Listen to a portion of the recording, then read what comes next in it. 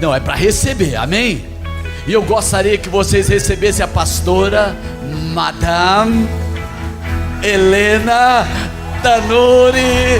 Welcome à Transformação Extrema 2023.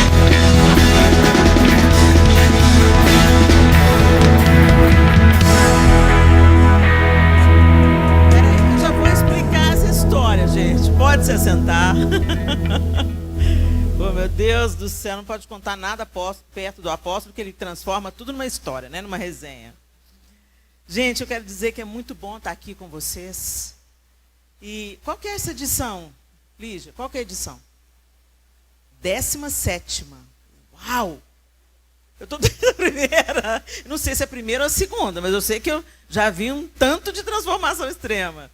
E, com certeza, essa conferência ela também tem uma importância muito grande na minha jornada. Como Deus me ensinou, como Deus me tratou, como Deus também me ministrou através das coisas que nós vivemos aqui ao longo dos anos, das coisas que o Senhor me falou à medida que eu buscava uma palavra para liberar aqui.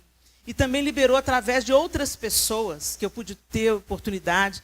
Eu me lembro que agora a gente vai para Israel juntas, eu e Edmeia Williams. E eu conheci a Edmeia Williams aqui na Transformação Extrema. A Mônica Figueira, onde eu vou também em tantas conferências lá. Eu também conheci a Mônica aqui na conferência. Então, assim, é um lugar também de conexões. E de Deus também nos ensinar, trabalhar no nosso coração. E eu sou tão grata a Deus por essa casa, por essa família. E, Lígia, você é uma inspiração para mim. Você é uma mulher valente, corajosa, inspiradora, autêntica. Que você siga sendo essa mulher inspiradora que você é. Essa conferência começou sendo uma conferência de mulheres, mas aí transbordou, né? Os homens sedentos também quiseram participar e não teve como segurar quando Deus estava fazendo só na vida das mulheres. Não, abra as portas para os homens. E os homens também começaram a receber poderosamente. Eu sou grata, depois de algum tempo aí ausente, estar de volta aqui. Foi 2 anos que eu deixei de vir, por alguma circunstância. Mas bendito seja Deus eu estar aqui com vocês nessa tarde. A história do Madame, gente, deixa eu só explicar rapidamente, né? É porque eu tenho eu e a Isa temos uma amiga em comum, que hoje vive em Portugal, que é a Lívia, e o marido, Josimar. Eu recebi um convite para ministrar lá há alguns anos atrás, e eles moravam na época na Bélgica. Ela era líder de mulheres de uma igreja brasileira na Bélgica. E lá na Bélgica se fala o francês e o neerlandês. Então, eles falavam em francês. E no francês, senhora é madame. Então, para todo lado, pessoal, madame, madame, madame, senhora, senhora, nossa senhora, né? Notre Dame é Nossa Senhora. Né? Então, madame, madame, madame, e monsieur, monsieur, chamando o João de monsieur e eu de madame. E eu achava aquela sonoridade de madame interessante. Comecei a chamar a Lívia de madame. Ô, madame. E ela começou a retribuir, me chamar de madame também. Só que aí chegou nos ouvidos da Isa. E a Isa, por que você chama ela de madame? A Isa também gosta de uma resenha, né? E ela, não, mas é por causa do francês. Não, você chama ela de madame, mas não me chama de madame. Aí pronto. Fomos contar essa história na frente do apóstolo. Aí ele começa. Madame, vou te apresentar como madame. Ele não faz isso, no Brasil pega mal demais. Mas no fim é dona. Ô, dona Helena, é dona Helena, senhora Helena. Tá bom, gente? Tudo ok. Muito bem, gente. Frutificar, multiplicar. Não tem como a gente falar sobre frutificação e multiplicação sem falar de semente, sem falar de terra, sem falar do nosso próprio coração. É a partir de onde Deus trabalha. Eu queria que você abrisse a sua Bíblia comigo, sem mais delongas, em Mateus capítulo 13. É a bendita palavra do Senhor. Mateus capítulo 13. Eu vou usar a versão NVI. E nós vamos ler a partir do verso 1, esse texto que com certeza vocês conhecem muito bem. Mateus 13, a partir do verso 1, diz assim: Naquele mesmo dia, Jesus saiu de casa e assentou-se à beira-mar. Reuniu-se ao seu redor uma multidão tão grande que por isso ele entrou num barco e assentou-se. Ao povo reunido na praia, Jesus falou muitas coisas por parábolas, dizendo: o semeador saiu a semear. Enquanto lançava a semente, parte dela caiu à beira do caminho, e as aves vieram e a comeram. Parte dela caiu em terreno pedregoso, onde não havia muita terra, e logo brotou, porque a terra não era profunda. Mas quando saiu o sol, as plantas se queimaram e secaram, porque não tinha raiz. Outra parte caiu no meio dos espinhos, que cresceram e sufocaram as plantas. Outra ainda caiu em boa terra, deu boa colheita, a 100, 60 e 30 por um. Aquele que tem ouvidos para ouvir, ouça. Os discípulos aproximaram-se dele e perguntaram: por que falas ao povo por parábolas? Ele respondeu: a vocês foi dado o conhecimento dos mistérios do reino dos céus, mas a eles não. A quem tem será dado, e este terá em grande quantidade. De quem não tem, até o que tem lhe será tirado. Por essa razão eu lhes falo por parábolas. Porque vendo eles não veem, e ouvindo não ouvem, nem entendem.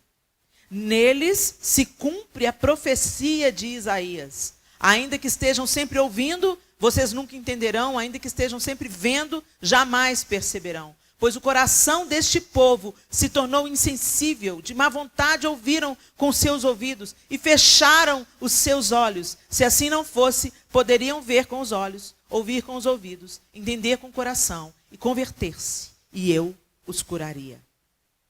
Mas felizes são os olhos de vocês, porque veem, e os ouvidos de vocês, porque ouvem. Pois eu digo a verdade. Muitos profetas e justos desejaram ver o que vocês estão vendo, mas não viram. E ouvir o que vocês estão ouvindo, mas não ouviram. Portanto, ouçam o que significa a parábola do semeador. Quando alguém ouve a mensagem do reino e não a entende, o maligno vem e arranca o que foi semeado em seu coração. Esse é o caso da semente que caiu à beira do caminho.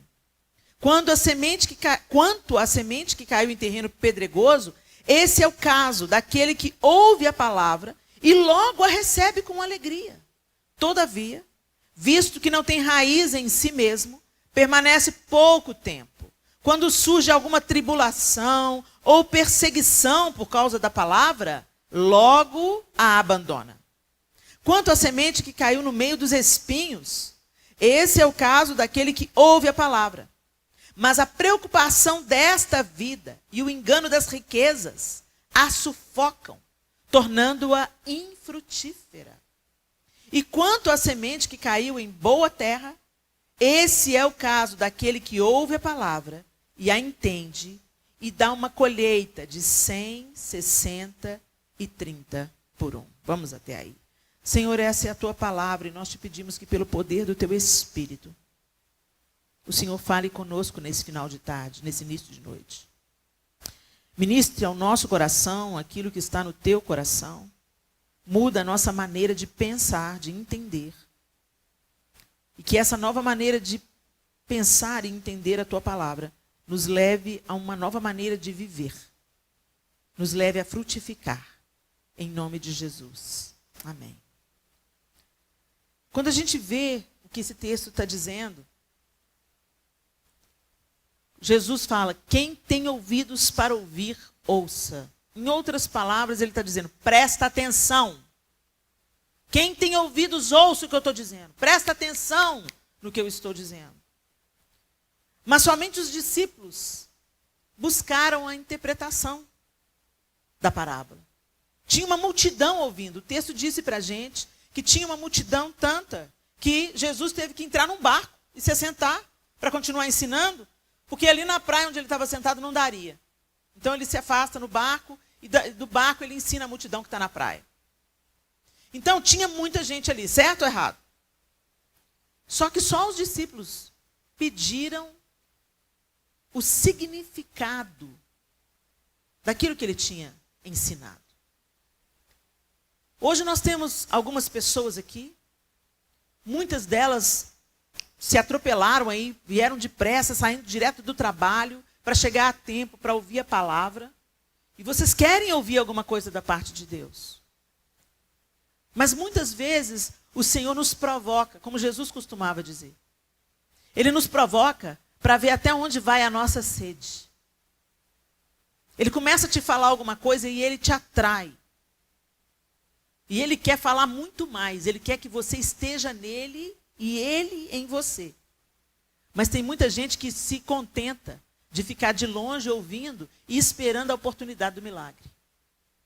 Muitas daquelas pessoas que estavam ali, elas não estavam ali querendo conhecer a palavra que Jesus estava anunciando.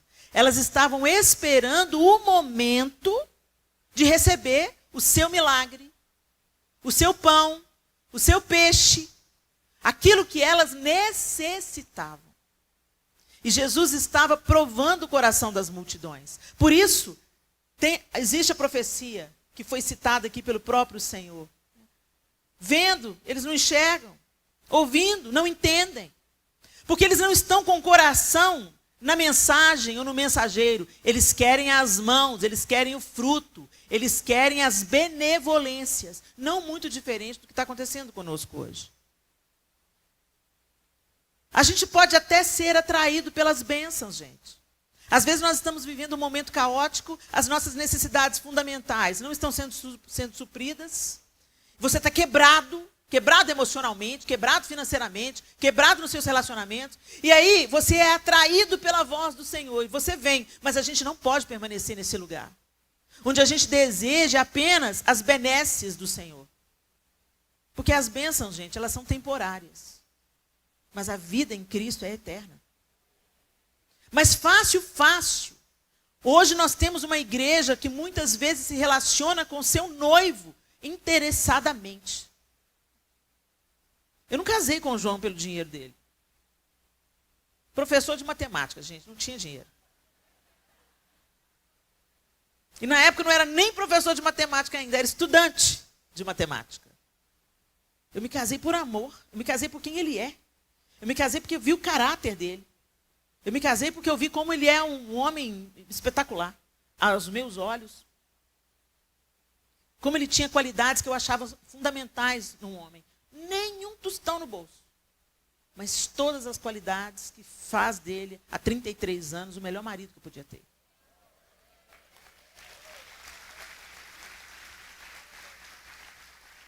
E a igreja precisa se apaixonar pelo noivo. Sabe, a gente se relaciona com Deus buscando as bênçãos no bolso. Sabe, você que é pai e mãe, às vezes você entende o que eu estou dizendo. Você chega de uma viagem longa, morrendo de saudade, querendo abraçar os filhos, cheirar os filhos, beijar os filhos. E você, bem na mamãe, o que você trouxe para mim? E quantas vezes é assim que a gente se relaciona com o nosso Pai Celestial? Saqueando os bolsos de Deus, caçando as bênçãos. O que o Senhor pode me dar? E através dessa parábola, Jesus está nos atraindo e nos ensinando que quem realmente busca vai receber. Vocês me procurarão e me acharão quando me procurarem de todo o coração. O Senhor Deus disse para o seu povo lá em Jeremias 29:13. Onde não há interesse, o reino de Deus permanecerá encoberto. Não porque Deus tem escondido, mas porque o homem não tem interesse em buscá-lo. Quantas pessoas você conhece que escutam o evangelho a vida inteira, mas não está nem aí? Não muda. Aquele seu parente faz chacota. Esses são contados com aqueles que estão à beira do caminho. Quanta gente ouve a palavra nas praças, ouve a palavra nos programas de TV, nos programas de rádio. E escuta, e quando começa a escutar a palavra, aí não está entendendo muito bem, não quer entender também não, é coisa dos crentes. Aí passa para outra rádio, aí muda de canal. Ou então, lá o doidão pregando, vai caçar um trabalho para fazer, o pastor está lá pregando no meio da praça, arrependei, vai caçar um serviço para você. Quanta gente a gente vê assim que desdenha a palavra de Deus. Escuta, não entende nem quer entender. E aí vem o maligno e arrebata das mãos e torna essa pessoa, às vezes, aquela pessoa que debocha, cheia de chocarrice, cheia de justiça própria. Crente é feio, crente é burro, crente é brega.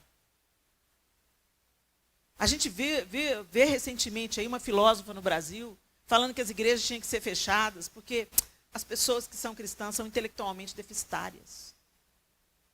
É isso que a sabedoria do mundo está fazendo? Sério? O que eu quero dizer? Que estes são os corações, a semente que é lançada à beira do caminho. Escuta, não entende, não quer entender. Mas eles não serão tidos por inocentes. Porque a palavra de Deus está sendo pregada, mas eles não querem, não entendem e não buscam entender. Os discípulos também não entenderam a parábola, mas quando eles não entenderam, eles se aproximam de Jesus e falam: mestre, explica para a gente. Porque a gente quer conhecer, a gente quer compreender, a gente quer participar. Há um tempo atrás, eu fui com a minha família num teatro nos Estados Unidos, e eles apresentam só espetáculos bíblicos no nível da Broadway. Fiquei em Lancaster, uma cidade da Pensilvânia, nos Estados Unidos. É uma experiência, não dá para eu explicar para vocês o que é. Só você vivendo para você ver. É surreal. O teatro em Jonas, por exemplo, eu fui assistir Jonas, o teatro se transformou no interior do peixe, do grande peixe. É um negócio assim, outro nível, né? Americano fazendo arte, é uma coisa, né? E é um teatro que fala só de episódios bíblicos, no final eles oram por você, é um negócio surreal. E vem gente do mundo inteiro, vai gente do mundo inteiro para assistir aqueles espetáculos. E nós entramos num carro, chegamos um dia antes em Lancaster para ir no dia seguinte no espetáculo. E quando nós estávamos com a nossa filha caçula, a Sofia. E a Sofia, fluente no inglês, sentou na frente no Uber. Eu e o João sentamos atrás e ela sentou na frente porque a motorista era uma mulher. Então ela sentou na frente com a senhora que estava dirigindo o carro e começou a conversar com a senhora. Ah, vocês estão indo para o teatro? Sim, nós estamos indo. Mas de onde vocês são?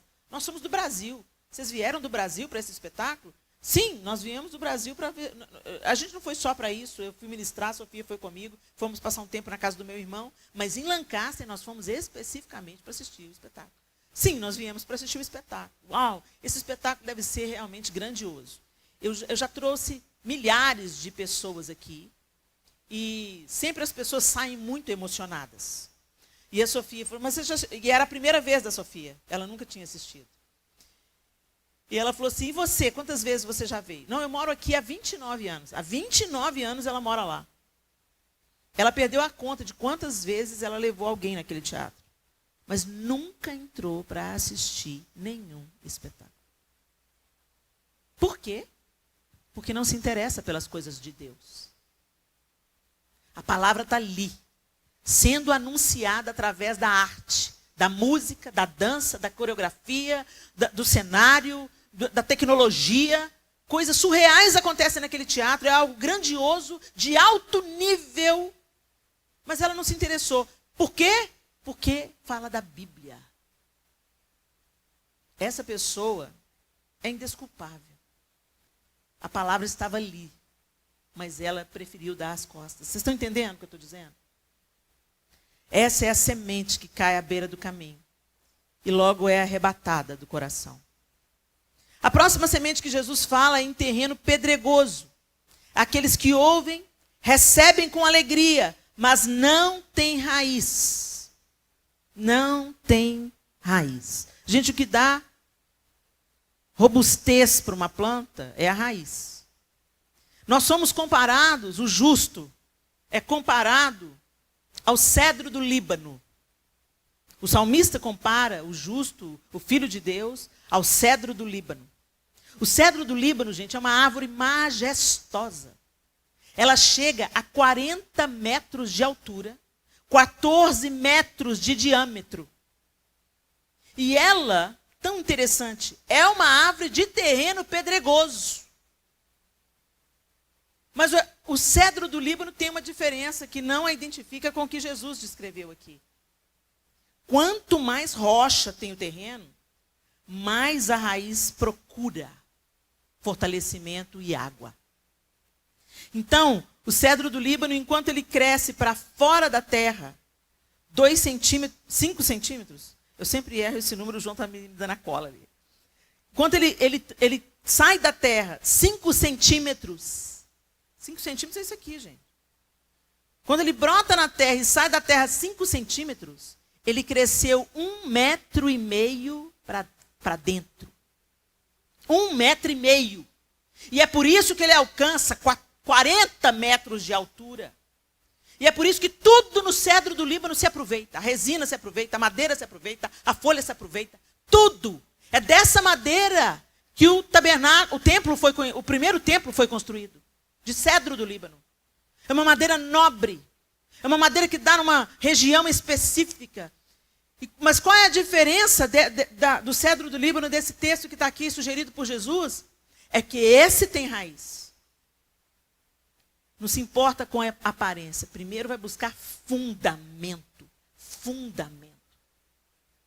Mas ao contrário disso, é o que Jesus está descrevendo aqui. Aqueles que logo brotam. Logo brotou. Porque não tem raiz. A terra era rasa, o terreno pedregoso, ficou por ali mesmo, pela superfície. Ficou naquela terrinha rasa. Não foi procurando brechas entre as rochas para se fortalecer e para se amarrar nessas rochas. Não. Foi efêmero. Veio, caiu a semente, recebeu com alegria, vem para a igreja, começa a trabalhar, começa a servir. Ah, Deus é maravilhoso, meu casamento melhorou, meus filhos, está todo mundo na igreja. Agora eu estou cantando na igreja, olha que maravilha. Mas daqui a pouco vem um problema.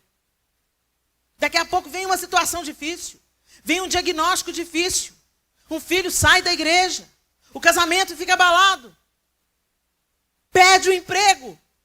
As circunstâncias começam a ser contrárias. E aí o que faz? Ah, deixa para lá. Se Deus não me ama nada, não. Gente, que Bíblia que fala que crente não ia ter problema? Que Bíblia que fala que o nascido de novo não ia ter aflição? Para que Jesus então falaria, quem quiser vir após mim, negue-se a si mesmo? Para que Jesus ia precisar de falar isso? Se ele tinha um caminho de glitter para a gente percorrer. Caminho da purpurina. Caminho da felicidade. Tem um tanto de gente que foi revoltado com Deus com o resultado da eleição. Por quê? Porque nós pedimos e Deus não ouviu. Não, Deus ouviu, só falou não. Deus é santo, poderoso, Ele fala o que Ele quer falar. E a gente está tão apegado às coisas desse mundo que Ele precisa de nos desapegar. Ele nos ama quando Ele nos fala não, não. E eu já vou falar disso mais na frente. Mas o que eu quero dizer aqui, terminar nessa questão, é que nós estamos vivendo um evangelho fake, um evangelho de mentira. Se Jesus morreu, se Deus moeu o próprio filho dele para que você tenha vida, o que te faz pensar que ele não vai te moer também para gerar vida na vida de outras pessoas? Não vai te esmagar até sair óleo da sua vida? O que te faz pensar que você vai viver no fantástico mundo de Bob? Quem te propõe prazer aqui é Satanás. Que evangelho é esse? Primeira luta a gente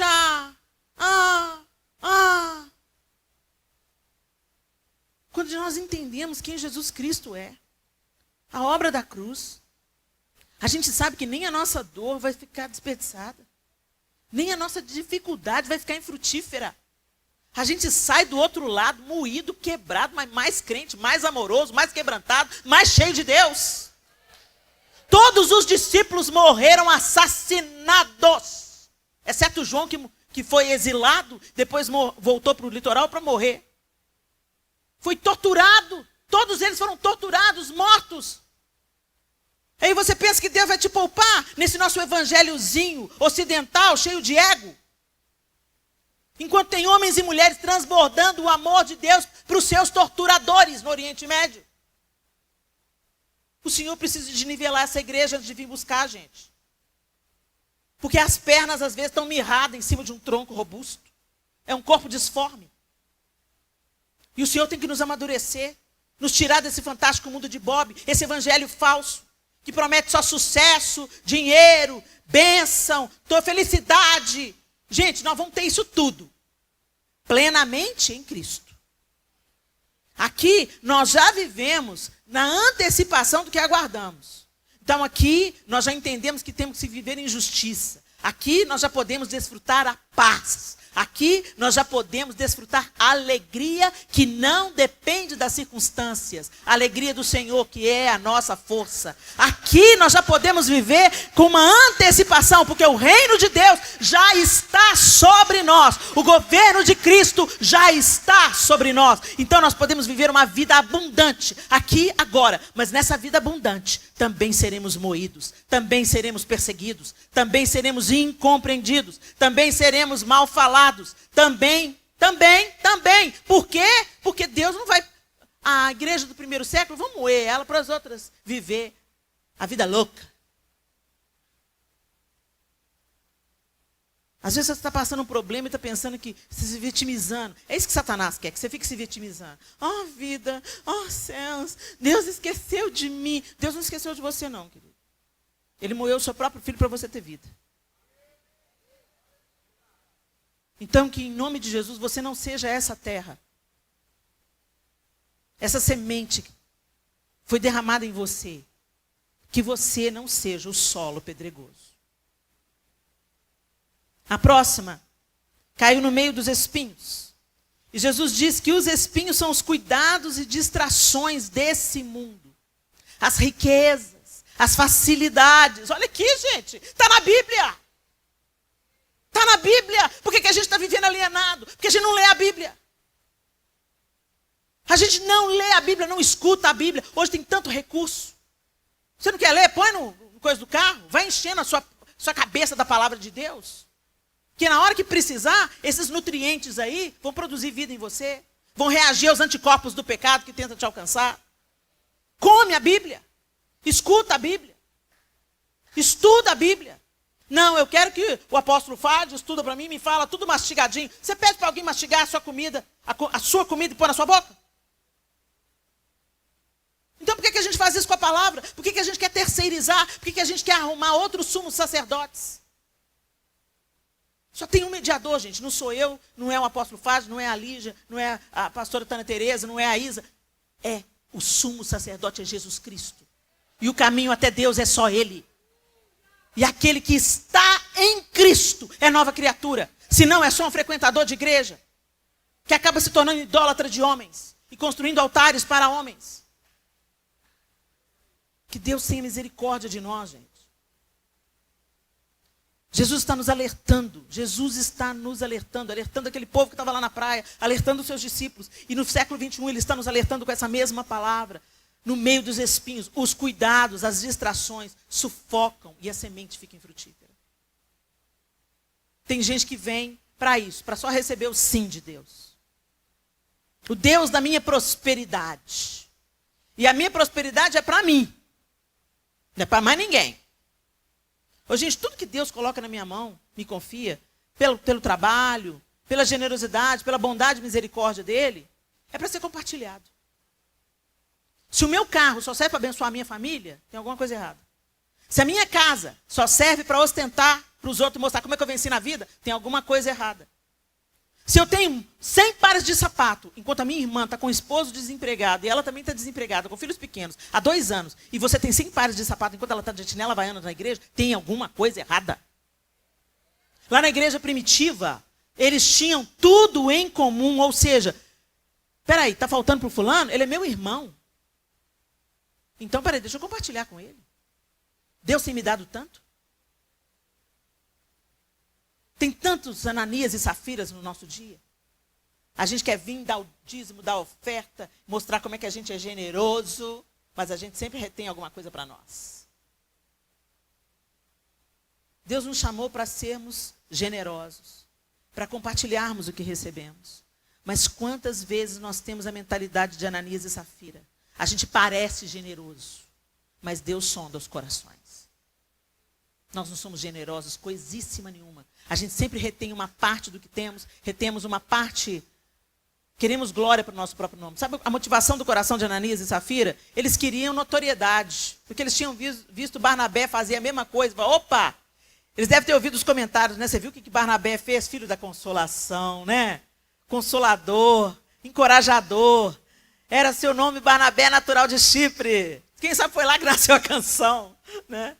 As pessoas, imagina, nossa, que generosidade de Barnabé, né? Compartilhou o preço do campo. E agora aí, ó, fulano, resolveu o problema deles. Vale lembrar, gente, que era um tempo de fome e escassez extrema. Israel estava debaixo do Império Romano. O povo era explorado, pagava altíssimos impostos. Então, o que eles fizeram? Todos eles abusados, eles se uniram. E um defendia as costas dos outros. E um ajudava o outro. O que tinha mais ajudava quem tinha menos. E assim Deus ia abençoando todos eles. Talvez Deus vá permitir que alguma coisa assim aconteça conosco. Resta saber se a gente vai se unir, vai prover, ou se a gente vai querer acumular e construir um abrigo antinuclear para proteger a nós e a nossa família e que o resto se lasque lá fora. Você já deve conhecer um crente conspiracionista. Ele quer construir um bunker, juntar dinheiro, juntar comida e não contar para ninguém. O espírito da igreja primitiva era outro. Tudo que temos é para todos nós. Mas o que acontece? Quando nós não cumprimos, nós não entramos no veio daquilo que Deus tem para fazer, para nos levar à frutificação, os espinhos, os cuidados. A gente se preocupa com o que a gente vai comer, com o que a gente vai vestir, onde a gente vai morar. Mas não de uma maneira saudável. Não de uma maneira legítima. A gente coloca isso em primeiro lugar.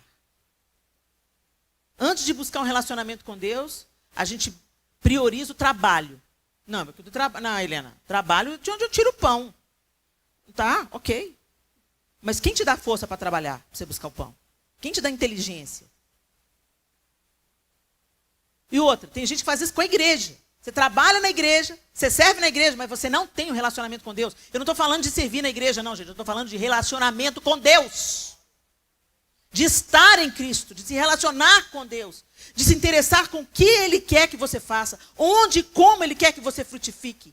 Identificando as sementes que Ele te confiou, aquilo que Ele colocou nas suas mãos. Para que você possa, primeiro, viver isso. Porque quando a gente fala de fruto, a gente fala do fruto do Espírito. Primeiro, então, eu vou viver em amor, em alegria, em paz, em benignidade, em mansidão, em domínio próprio. E é impossível você estar frutificando o fruto do Espírito e isso não transbordar na vida de pessoas. É impossível. Amor é sobre o outro. Alegria tem a ver com os nossos relacionamentos. Paz tem a ver com os nossos relacionamentos. Todo o fruto do Espírito está conectado à nossa vivência com outro ser humano.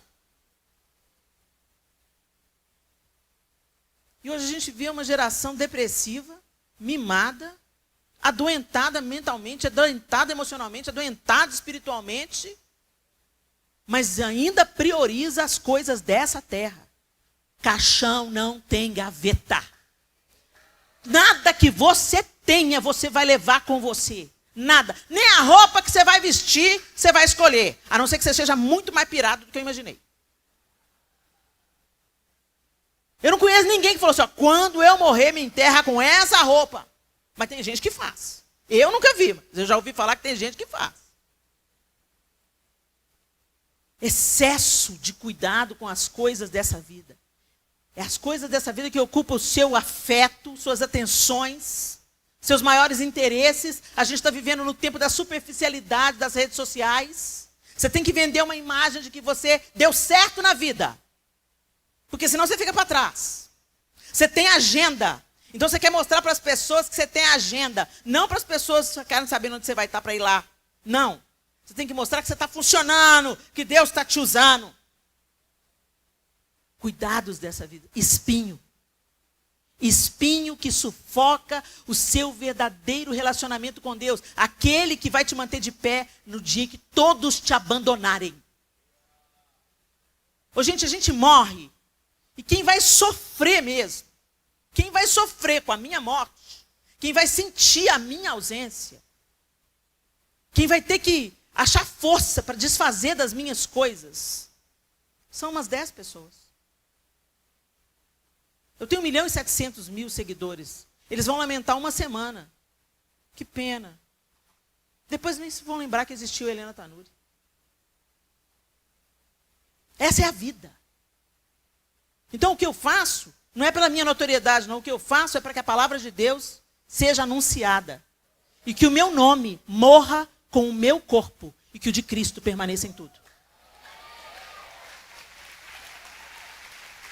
Mas ainda assim, a gente tenta impressionar.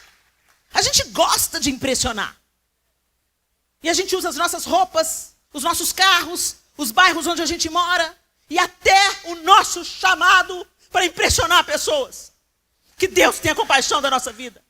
Que Deus tenha misericórdia da minha vida, Senhor. Começa por mim, Senhor. Eu sou a primeira. Tem misericórdia da minha vida. Porque eu não quero usar o que eu faço para trazer autoridade ao meu nome, Senhor, mas ao teu.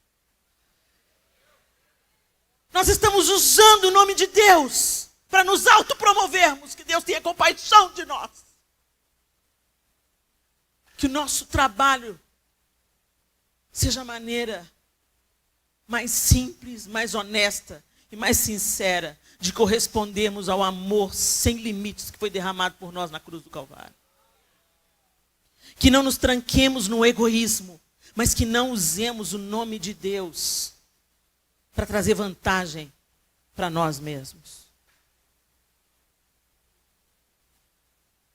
Os cuidados e distrações sufocam a semente. E quando você vê, você é um apóstata dentro da igreja. Sabe o que é o apóstata? É aquele que perde a capacidade de se arrepender. E a gente às vezes entende esse veio apenas pelo lado do pecado. A pessoa ficou tão cauterizada pelo pecado que entra naquele texto em que Deus entrega a pessoa ao seu próprio governo. E ele só vai afundando, afundando, afundando. Deus tira a mão. Fala, tá, você quer? Então tá, vai. E a pessoa perde a capacidade de se arrepender. Ela vai viver o pecado porque ela quer viver o pecado. Ela não está nem aí para Deus. Essa é uma face da apostasia. A outra face da apostasia é quando a pessoa está dentro da igreja, mas ela está distante de Deus. E ela perde a capacidade de se arrepender. Por quê? Porque ela acha que ela está certa. Os fariseus. O rei de toda a terra, segundo as profecias, estava diante dos fariseus que conhecia cada linha da palavra profética. Cada vírgula da palavra profética os fariseus conheciam. E o ungido de Deus estava ali, cumprindo cada linha das profecias. E eles não reconheceram por quê? Porque acharam que eles estavam certos. Que o padrão deles era o correto. Que a espiritualidade saudável era aquela que eles tinham. E eles se achavam tanto que eles se erguiam diante de Deus e falavam, eu dou a esmola e o dízimo. Enquanto o outro estava batendo no peito, falando, ser propício a mim, pecador. Como nós somos parecidos com os fariseus, gente, tantas vezes. Gente, tudo que eu estou falando para vocês aqui, eu estou me incluindo, tá? Eu estou numa altura diferente, só para a questão de vocês me enxergarem. Porque nós estamos tudo no mesmo nível. O Senhor está nos chamando para o arrependimento e para abandonar os cuidados dessa vida, inclusive os cuidados religiosos. A gente se acha, porque a gente é muito espiritual, jejua, ora, e a gente acha que estamos certos. E somos apóstatas. Perdemos a capacidade de arrependimento. E quando a gente perde a capacidade de se arrepender, de perceber nossos próprios pecados, gente, nós estamos lascados. É igual quem tem mau hálito. Todo mundo sabe. Só a pessoa que não. E finalmente, Jesus fala, a semente que caiu em boa terra. Em boa terra. Tem uma boa terra. Tem aquele que escuta, recebe com alegria e quer receber mais, e quer entender mais, e quer estudar mais, e quer participar mais. E uma vez entendendo, ele quer corresponder. Meu Deus, como o Senhor me amou assim, Senhor. O que o Senhor viu em mim, Senhor? E aí a gente começa a amar, fazendo. Deixando que o Espírito com o qual nós fomos selados forme Cristo em nós. E aí quando você pensa que não, você que era impetuoso, gostava de acertar as coisas no murro, você percebe que essa vontade se foi, se apartou de você. Você não quer mais brigar. Você quer paz. Você quer pacificar. Porque a mansidão de Cristo começou a te tomar, a ganhar espaço dentro de você. E você começou a frutificar. Amor, alegria, paz, benignidade. Sabe o que é benignidade, gente? Gentileza, bondade, domínio próprio. Contra essas coisas, não há lei. Você começa a parecer com Jesus. E não é algo feito pelo esforço. Não é algo produzido pela religião. É algo que acontece pela aproximação. Você começa a ser íntimo. Você começa a querer Jesus mais do que suas bênçãos. Jesus mais do que respostas. Jesus, você quer mais de Jesus do que qualquer outra coisa. Você começa a sentir saudade de estar com Ele. Você começa a querer procurar um lugar onde você pode se soltar e orar em voz alta sem perturbar ninguém. É isso que é primeiro amor. Saudade. Vontade de ficar junto. Quando a gente se apaixona, a gente quer ficar junto. Qualquer oportunidade a gente liga, manda mensagem. Qualquer oportunidade. Vamos comer junto, vamos almoçar junto, vamos jantar junto. Entre um homem e uma mulher, quando isso acontece, chega até naquele ponto. Como é que você descobriu que você queria casar? O dia que você não suportava mais dizer tchau. Eu não quero mais que você vá para a sua casa e eu fique na minha. Eu não quero mais te dizer tchau. Eu quero que a gente durma na mesma cama, more na mesma casa. É ou não é, gente? Com o Senhor não é diferente. Não deveria ser, já que Ele é o noivo. E a sua vinda será o casamento. Tem muita gente que fala, ora vem, Senhor Jesus, para te livrar da bagaça. Não é porque está com saudade do noivo. Nem namora o noivo. Vai sentir saudade de estar com ele? Não é saudade do noivo. Jesus vai voltar na hora que a noiva, o Espírito e a noiva, vem, vem, vem, vem, eu te quero. Eu te quero. Eu quero você, Jesus. Eu não aguento mais ficar separada de você. E não só para a gente se livrar de um mundo deturpado.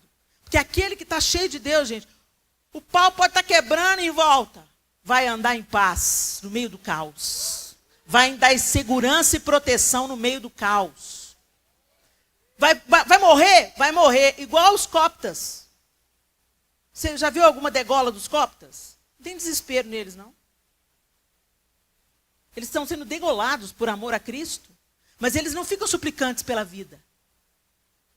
Eles anseiam, como o apóstolo Paulo, ver a face de Cristo. Por que isso? Porque eles se relacionam. Eles conhecem um Cristo que a gente ainda não conhece. Talvez, se a gente for ver como nação, como sociedade, nós estejamos hoje mais inseridos nessa terceira opção. As sementes estão sendo sufocadas pelos cuidados dessa terra. Por isso que quando alguém não teve o resultado da eleição que esperou, pensou, acabou. Acabou. Acabou a esperança. Deus não nos ouviu. Teve gente que largou a igreja. Por causa de política.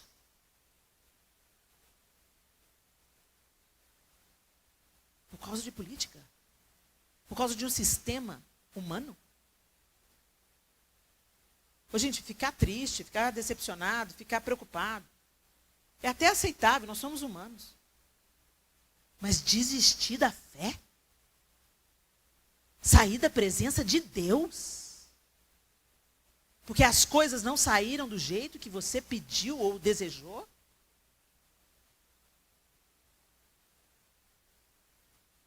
Às vezes, quando as coisas dão errado, é para que dê certo. É para que realmente as nossas raízes sejam testadas.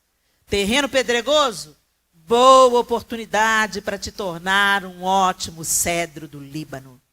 Forte, resistente, resiliente e dando robustez e madeira e resina e flor e folha e fruto e tudo que uma árvore frondosa pode fazer. É isso que o Senhor quer fazer de nós. Que Ele seja a sua rocha. Feche os seus olhos. E eu queria que você fizesse uma análise sincera. Quando Deus me deu essa palavra, eu falei, Deus, me fala. Que terra eu sou? Que terra eu sou? Imediatamente eu soube que eu não era à beira do caminho. Porque eu entendi, pela misericórdia de Deus, Ele abriu o meu entendimento. E eu quis mais, eu quis entender mais, eu quis buscar mais. Então, aliviada, eu pensei, eu não sou mais. Eu não sou a semente que está à beira do caminho. O diabo não arrebatou a sua palavra do meu coração, Senhor. Glória a Deus. Mas quando eu analisei a segunda, eu falei, pela sua misericórdia, o Senhor tem me sustentado. Eu já passei por muitas situações ruins.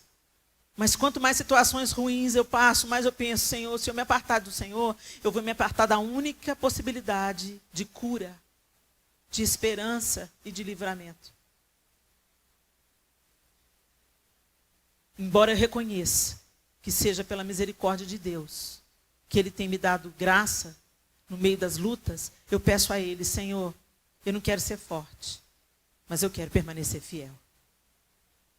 Eu posso chorar, eu posso lamentar, eu posso não entender, mas eu quero permanecer aos seus pés. Não me deixa me apartar não, Senhor. Me mantém aqui. Mas eu confesso a vocês que quando eu cheguei na terceira terra, eu tremi. Porque muitas vezes eu vejo os cuidados dessa terra sufocando a semente do Evangelho em mim. Muitas vezes eu me pego preocupada com o que eu não tenho que me preocupar. Muitas vezes eu me pego priorizando outras coisas ao Senhor. Eu me pego investindo mais tempo naquilo que não é pão. Eu estou confessando e rasgando meu coração diante de vocês. E essa mensagem me atingiu em cheio. E eu disse, eu não quero, Senhor, ter um coração espinhoso. Eu não quero que as preocupações dessa terra, as vaidades desse mundo, sufoquem a tua palavra. Eu quero o Senhor. Eu quero o Senhor. Eu quero o Senhor mais do que as suas bênçãos. Eu quero o Senhor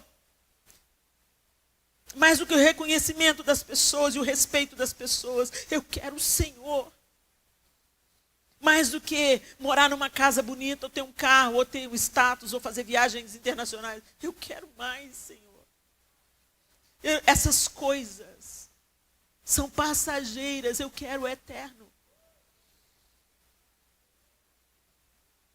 E eu quero que o Senhor me leve a essa terra frutífera, a ser uma terra frutífera. Oh, Espírito de Deus, gera em mim, Senhor, a alegria que não depende das circunstâncias. Gera em mim, Senhor, o amor para aquele que me odeia, para aquele que me é dificultoso amar. Me enche do teu amor, me mergulha no teu amor, me batiza no teu amor, Espírito de Deus. Adoço meu coração para que a benignidade se mostre, Senhor, nas minhas palavras, quando eu lido com pessoas com as quais eu não tenho nenhum interesse. Aquelas que não podem me promover, aquelas que não podem me pagar, aquelas que não podem fazer nada por mim. Me leva a produzir esses frutos, Senhor. Produz em mim esses frutos, gera em mim. Até que o fruto que o Senhor gerar em mim produza a 30, 60, 100 por um na vida de outras pessoas. Que os meus dons sejam disponibilizados para servir outras pessoas. Que a sua vida em mim inspire outras pessoas. Que a sua misericórdia expressa em mim. Abrace as pessoas que necessitam ser abraçadas. Que o Senhor seja tudo em mim. Nós precisamos, nesses dias que vivemos, de frutificar. Mas não há como frutificar daqui para fora. Toda frutificação começa no estado do nosso coração. Primeiro floresce em nós. Primeiro nos modifica. Nos transforma. Nos liberta. Primeiro a terra do nosso coração é provada. E aí então, Cristo em vós, a esperança da glória. O Senhor em você. O Senhor te curando, o Senhor te orientando, o Senhor te confrontando, o Senhor te consolando. E você em Cristo, bebendo dele, comendo dele. A multidão queria pão e peixe. Mas Jesus disse, eu sou o pão. Coma de mim. Para aquela mulher à beira do poço, ele disse, aquele que beber da água que eu lhe der, nunca mais terá sede. Que em nome de Jesus, meus irmãos, essa verdade tão contundente que Jesus contou para os seus discípulos, que a nós nos chegou desvendada através da palavra de Deus, que ela nos leve nessa tarde, nessa noite, a fazer uma análise honesta de que tipo de terra é o nosso coração. E se nós estamos prontos para frutificar e multiplicar. Que Deus abençoe cada um de vocês.